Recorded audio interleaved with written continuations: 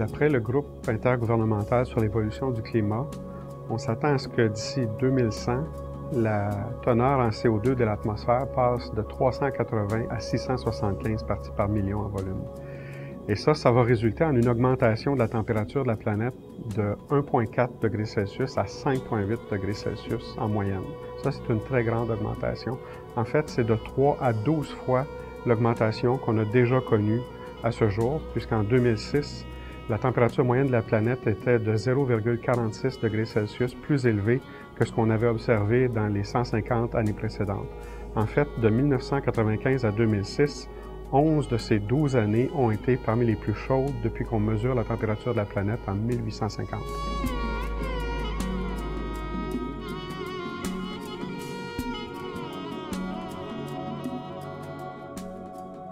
Donc, le dernier grand rapport du GIEC, qui date de 2007, rendait compte des impacts dévastateurs du changement climatique et il concluait surtout que cette évolution climatique était le résultat de l'activité humaine.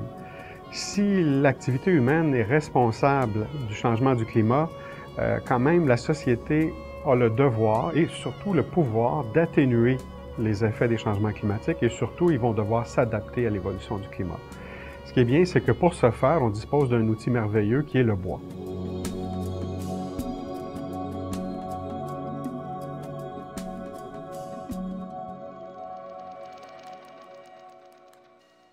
L'utilisation du bois comme biocarburant est un substitut carbone neutre à la combustion de combustibles fossiles comme le pétrole, le charbon, le gaz naturel, qui sont la principale source d'émissions de gaz à effet de serre. Également, le bois comme matériau de construction est un substitut au béton et à l'acier, qui sont également des grands émetteurs de gaz à effet de serre. Pour produire le béton et l'acier, en effet, il faut utiliser des grandes quantités d'énergie qui sont à l'origine des émissions. Combiné à l'aménagement durable des forêts, l'utilisation du bois est une solution valide, importante et reconnue par le GIEC aux causes des émissions d'origine humaine des gaz à effet de serre. Le bois est un matériau carbone neutre qui permet de maintenir l'équilibre de la planète. Il est important de distinguer à ce stade entre coupe forestière et déforestation. Dans l'esprit des gens, coupe forestière égale déforestation. Mais en réalité, la définition de la déforestation est un changement d'affectation des terres. Si on transforme une forêt, si on récolte une forêt et qu'ensuite on installe une ville, de l'agriculture ou un désert, là on fait de la déforestation. Et ça, c'est une cause importante de l'augmentation des émissions de gaz à effet de serre. Si par contre on fait une coupe forestière accompagnée d'interventions de régénération, soit naturelle ou en plantation, on maintient l'intégrité de la forêt en tant que puits de carbone et on contribue à atténuer le problème des émissions de gaz à effet de serre d'origine humaine. L'arbre, en fait, par la photosynthèse, intègre le CO2 de l'atmosphère sur la Terre. L'arbre fixe le CO2 dans l'atmosphère et en constitue la matière de ses tissus. Donc, le bois lui-même est un réservoir de carbone. Et l'arbre et la forêt sont les principaux puits de carbone naturels de la planète. Donc, une exploitation forestière accompagnée d'un système de régénération efficace est d'une importance capitale dans une perspective de développement durable. Donc, on voit que la forêt est un système en équilibre sur la Terre. On a un cycle du carbone dans lequel le carbone part de l'atmosphère, est intégré dans la forêt et à la mort de l'arbre, ce carbone-là est réémis dans l'atmosphère. Donc, ça tourne en circuit fermé. La déforestation détruit cet équilibre et c'est pour ça qu'il faut la stopper. Il faut contrôler les émissions de gaz à effet de serre dues à la déforestation. Par ailleurs, la société brûle des combustibles fossiles, fabrique des matériaux qui demandent beaucoup d'énergie, comme le béton et l'acier, qui sont des sources importantes d'émissions de gaz à effet de serre. Et on voit qu'en aménageant la forêt, en utilisant le bois, c'est comme si on soustrayait le CO2 qui serait émis dans l'atmosphère à la mort des arbres pour l'utiliser comme source d'énergie, comme matériau durable. Et en substituant les émissions dues aux combustibles fossiles, au béton par exemple, on introduit un processus carboneutre et en équilibre qui utilise la forêt pour ramener l'équilibre dans l'ensemble de la relation qu'on a avec la planète Terre. En Amérique du Nord, le bâtiment est à l'origine de plus de 30% des émissions de gaz à effet de serre. Le bâtiment vert en bois, tel que le pavillon Kruger à l'Université Laval, est porteur d'espoir pour l'amélioration de l'environnement. Si on veut juger du caractère environnementalement soutenable d'un bâtiment, il faut le considérer sous l'angle de l'analyse de cycle de vie. La première phase de l'analyse de cycle de vie est celle qui concerne l'énergie intrinsèque de la construction, c'est-à-dire l'énergie contenue dans les matériaux de construction. Par exemple, si on fabrique une poutre en bois, toute l'énergie requise pour récolter les arbres, les transporter à l'usine, transformer les billes en bois d'œuvre, incluant le séchage, eh bien, toutes ces opérations nécessitent l'émission de 6 kg de CO2.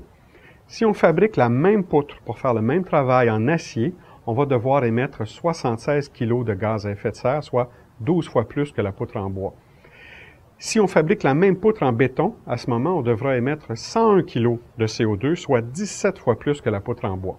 Donc, on voit que le bois est de loin préférable sur le plan de l'environnement que les autres matériaux en tant que source d'émissions de gaz à effet de serre. La deuxième phase de l'analyse de cycle de vie est celle qui concerne l'énergie d'exploitation, celle qui est utilisée pour le chauffage et la climatisation principalement du bâtiment. Donc, à ce titre, c'est l'efficacité énergétique qui est notre préoccupation. On sait que le bois est 7 fois plus isolant thermiquement que le béton et 500 fois plus isolant que l'acier. Donc, l'utilisation du bois peut radicalement diminuer la consommation énergétique d'un bâtiment. À la fin du cycle de vie, donc dans la troisième phase, qui est celle de la disposition du bâtiment, deux options se présentent à nous. Si on dispose des matériaux de construction dans des sites d'enfouissement, c'est catastrophique. En effet, les sites d'enfouissement émettent du méthane, qui est un gaz 20 fois pire en tant que puissance de gaz à effet de serre que le CO2. Par contre, si on brûle les déchets de bois dans des brûleurs à haute efficacité et que, ce faisant, on substitue du pétrole en produisant de l'énergie, c'est une excellente utilisation qu'on peut faire des déchets de démolition des bâtiments.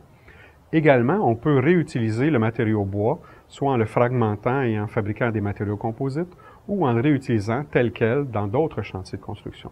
Donc, on voit qu'à toutes les étapes du cycle de vie des bâtiments, l'utilisation du bois a une contribution positive pour protéger l'environnement et diminuer nos émissions de gaz à effet de serre. Chaque mètre cube de bois utilisé en construction, lorsqu'on substitue du béton, contribue à éviter l'émission d'1 tonne de CO2 dans l'atmosphère. Il n'y a pas de raison de ne pas utiliser le bois en construction. Par exemple, à Londres, on a érigé un bâtiment de 9 étages à 100% en bois, le Timber Tower, un magnifique bâtiment à très faible trace environnementale. En somme, le bois est un choix intelligent pour lutter contre les changements climatiques, que ce soit par l'aménagement durable des forêts, en convertissant le bois en bioénergie ou en l'utilisant dans les bâtiments verts. Dans le contexte de la crise économique et environnementale que l'on vit, la longue tradition d'excellence du Québec dans le secteur forestier ouvre aux Québécois de toutes nouvelles perspectives face aux défis du 21e siècle. Dans son devoir d'exemplarité, il serait souhaitable que les autorités gouvernementales adoptent des politiques tout azimut favorisant l'utilisation du bois, de manière à saisir une opportunité originale, porteuse et unique de développement économique, social et environnemental, ce qui est la définition même du développement durable.